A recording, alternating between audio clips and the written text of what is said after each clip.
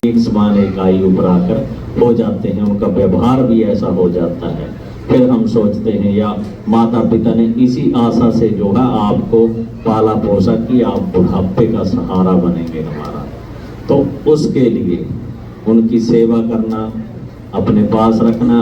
हो सकता है आपको वो गलत भी बोले किसी तरह का, लेकिन आप देखिए उनकी आयु बड़ी है, आपसे ज़्यादा उनका जीवन का एक्सपीरियंस है। जब आप उस आयु पर आएंगे तो आपके साथ भी वही घटना घटित होगी। तो इसलिए माता पिता की सेवा करें, बुजुर्गों की सेवा करें, उनका जो है अच्छे से पालन पोषण करें, उनकी प्रति जो आपके उत्तरदायित्व हैं निभाएं, और फिर जो है हम मातृ ऋण से पितृ ऋण से जो है मुक्त हो सकते हैं।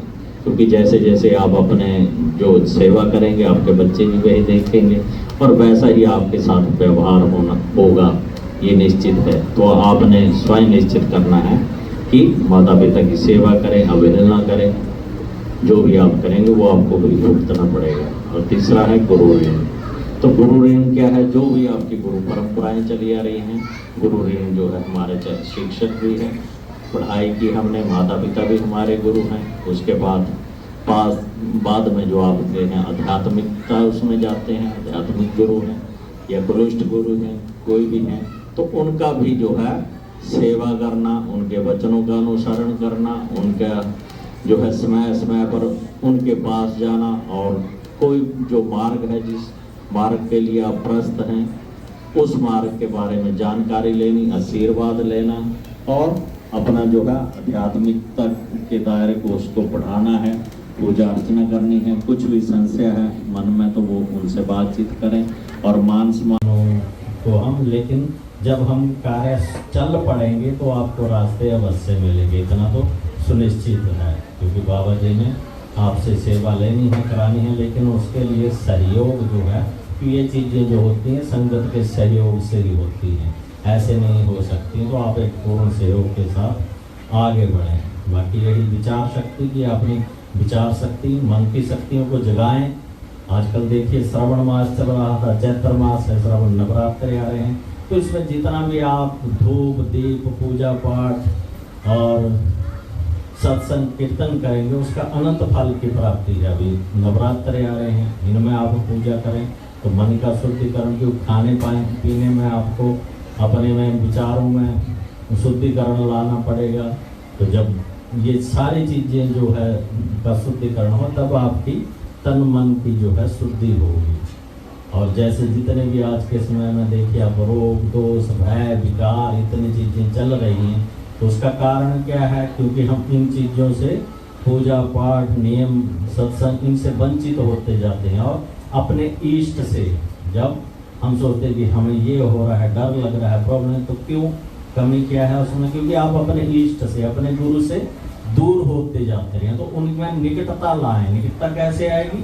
उनकी शरण में बैठें, जो सिमरण दिए है उसको करें। जब कोई स्थितियाँ परिस्थितियाँ विपरीत होती हैं तो बैठें, पाठ का समय बढ़ा दें, सत्संग का समय बढ़ा दें, और अपना विश्वास से डगमगाने ना दें, तो अपने आप आपको रास्ते मिलेंगे। तो सबसे ज़रूरी ये चीज़ें हैं।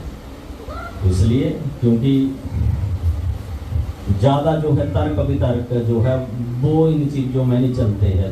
धार्मिक उसमें ज़्यादा तर्क होते हैं, सिर्फ आस्था चलती है, आपका भाव चलेगा, मन चलेगा, और बाकी चीज़ें ये नहीं है उसमें किंतु परंतु, ये चीज़ें वो छोड़ दें। क्योंकि और दूसरे में अगर ज़्यादा किसी को समझाने की जरूरत भी नहीं है।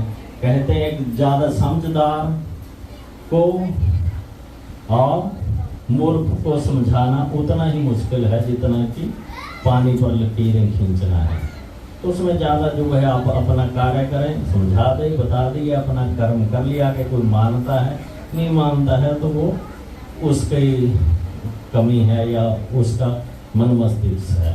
तो ज़्यादा से ज़्यादा बाबा जी के चरणों में लगे रहें। हमेशा यहाँ वर्षा संकीर्तन चल रहा है, उसमें बढ़ चढ़ कर भाग लें। विदेशों में बैठे हैं, जो भी बाबा जी से आपकी कामना है बाबा जी से मांगे, उनसे माने, उनको माने। घर में धूप दीप, जैसा कि रविवार का दिन होता है बाबा जी का, आप देखिए इतने रविवार का दिन आप सभी को छुट्टी होती है, फ्री होते हैं। बाकी के दिनों में अब हम नहीं इतना कर सकते हैं सेवा सिमरन, तो घर में बैठे, नहाएं धोएं, बच्चों को साथ लगाएं और बाबा जी का रोड धूप दीप बनाएं। बैठकर घर में ही कीर्तन कर ले। मंदिर तक नहीं आ सकते, कभी लगता है तो बच्चों को भी लगाएं। बैठ के बाबा जी का चालीसा है उसको पढ़ें, बच्चों को पीछे पीछे पढ़ाएं।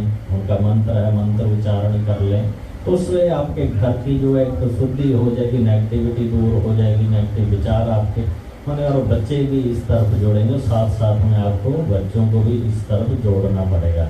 नहीं तो आप जो यहाँ विदेशों में कमाने आए हैं सिर्फ धन नहीं कमा लोगे, असली धन जो है आपकी औलाद है उसको आप खो दोगे।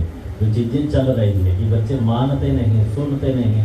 क्यों नहीं सुनते? कमी किसकी है? आपकी है, बच्चों की नहीं है। वो नहीं सुन रहे हैं।